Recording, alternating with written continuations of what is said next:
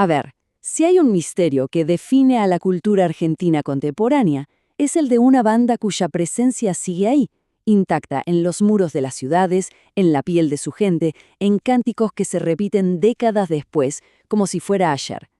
Claro, estamos hablando de Patricio Rey y sus redonditos de ricota, un fenómeno que, la verdad, desafía toda lógica. Y acá está la pregunta del millón, ¿no? ¿Cómo es que una banda llega a llenar estadios operando casi en las sombras? O sea, sin dar entrevistas, sin videos, sin seguir una sola regla del juego. Bueno, vamos a meternos de lleno en esto, porque la respuesta no solo explica a una banda, sino que redefine por completo lo que entendemos por éxito. La clave de todo, pero de todo, está en este concepto: masividad clandestina. Suena a una contradicción, ¿o no? Ser gigante y a la vez ser casi invisible. Pero fue justamente esa estrategia, esa cosa de la ausencia, de aparecer y desaparecer cuando querían, la que generó una mística y una lealtad que no se vio nunca. Básicamente crearon un universo paralelo que crecía con sus propias reglas. Y la prueba de que ese universo existe está en todos lados. Sus símbolos no son piezas de museo, para nada. Son parte viva del paisaje urbano y, bueno, hasta corporal de Argentina. Son la prueba de un mito que se niega a morir porque su propia gente lo mantiene vivo, convirtiéndose en mucho más que un público, en un participante activo de la historia. Ahora sí, viajemos a un momento clave, a un año que lo cambió todo, no solo para la banda, sino para toda una generación que estaba a punto de encontrar en su música la banda sonora perfecta para el derrumbe que se venía.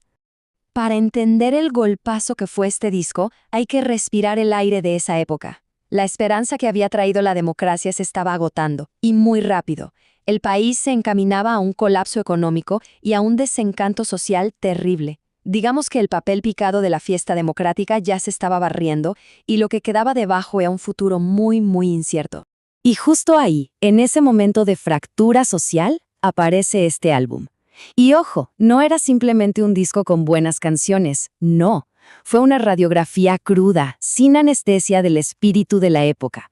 Un trabajo que no te ofrecía consuelo, sino que te daba herramientas para mirar de frente lo que estaba pasando. Y acá, en palabras del propio Indio Solari, está el núcleo del disco. El ojo idiota es la televisión, ese medio que prometía conectar al mundo, pero que, para ellos, en realidad solo producía aislamiento y soledad.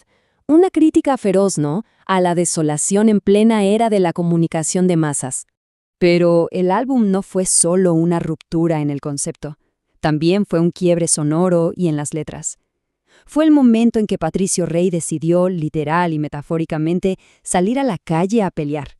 Fíjense en el contraste. Es brutal. Si su disco anterior, Octubre, era la resistencia ahí, escondida en un sótano oscuro, bien post-punk, Un Bayón es esa misma energía, pero ¡pum!, desatada en el asfalto. El sonido se vuelve más rocoso, más directo, menos para adentro y mucho, pero muchísimo más combativo. Y las letras, por supuesto, van a acompañar este giro. Dejan atrás esas metáforas más abstractas para empezar a contar realidades tangibles, crudas. La ruta, los trenes, la cárcel, el diariero gritando las noticias. La poesía de la banda empieza a caminar por el territorio del conflicto de todos los días.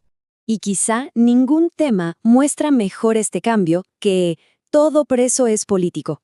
Ya el título es una consigna, una declaración de principios sin ninguna vuelta. Es la banda subiendo las escaleras del sótano con un mensaje filoso, directo, abandonando cualquier tipo de ambigüedad. Vamos ahora a la canción que cierra el disco, una que, con el tiempo, se convertiría en mucho más que una canción. Se transformaría en un verdadero himno generacional. Estamos hablando, claro, de Todo un palo. Esta frase se convirtió en una profecía de su tiempo, en un momento en que los grandes relatos sobre el progreso y el futuro se habían derrumbado. Esta línea capturó a la perfección la sensación de una generación que ya no esperaba nada. El futuro que les habían prometido se había convertido en un presente hostil y ya estaba acá. Solemos pensar en un palo como algo buenísimo, pero Solari acá aclara su intención original. Y es fascinante. Pegarse un palo es chocarse contra la realidad. Es un golpe que te obliga a despertar. Era un llamado de atención, una invitación urgente a abrir los ojos antes de que fuera demasiado tarde. Pero acá es donde sucede la magia. El nuevo público de la banda, las bandas que llegaban de los barrios obreros, se adueñan de la canción y le cambian totalmente el sentido. Para ellos, ser de un palo no era recibir un golpe, era pertenecer a la misma tribu.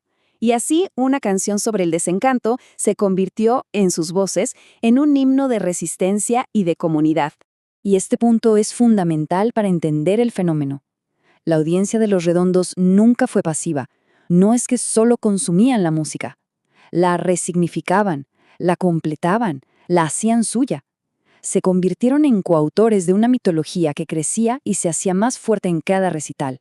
Entonces, con todo esto en mente, ¿cuál es el legado a largo plazo de este disco y del modelo que terminó de armar? Vayamos más allá de la música por un momento. Un Baishón fue el disco que certificó su llegada a la masividad, pero ojo, siempre bajo sus propias reglas.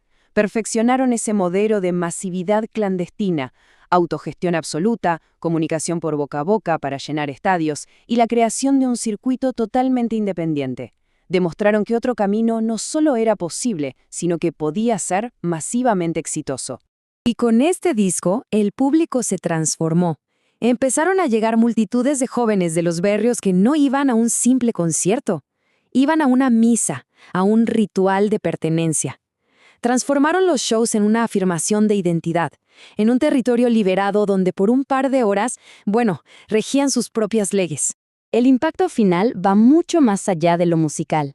Le dieron una voz poética y a la vez compleja a la catástrofe social.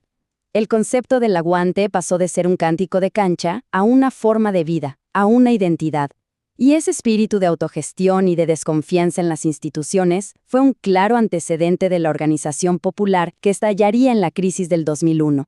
Y cerramos con una pregunta que queda flotando en el aire.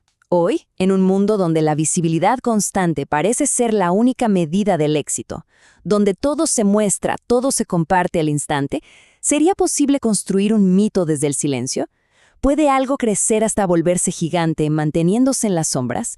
Es la reflexión que nos deja, hasta hoy, el increíble legado de Patricio Rey.